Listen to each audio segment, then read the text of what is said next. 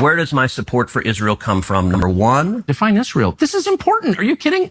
This is a majority Christian country. Define Israel. Do you not know what Israel is? It absolutely does not command you to support the modern state of Israel. Like Genesis is pointing to the modern 1948 created state of Israel. I think there's a confusion today, and it's hard because you can't really summarize it too easily, too quickly, but they mistaken the modern state of Israel for a prophecy that they don't understand, because there's essentially three Israels in the Bible. You have the Israel that was there from the very beginning, that was established from Abraham, Isaac, and Jacob, and it started with the 12 sons.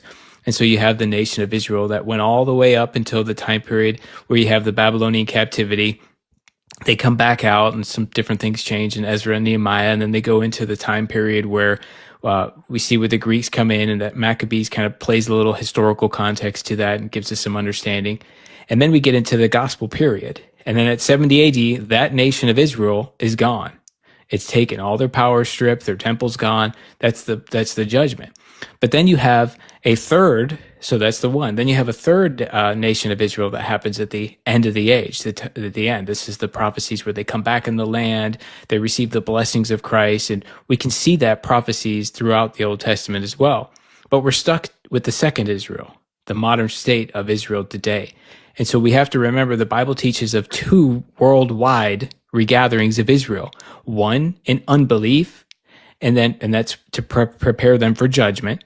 And then two, the second one is in belief, preparing them for blessings, mainly the Messianic kingdom that they go into at the end of the age. That's where you get that Zechariah 12 and things that come in. So that, it's important to understand the position of Israel. When we say that Israel is still part of God's covenant, we're not saying that they're blessed. The literal state of Israel is somehow blessed specifically because of how they do their politics.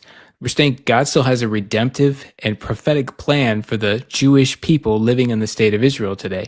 And it's not going to be a pretty one. They're going to go into a tribulation, as Zechariah, I think, says as well, that 2/3 of the world population are going to be exterminated.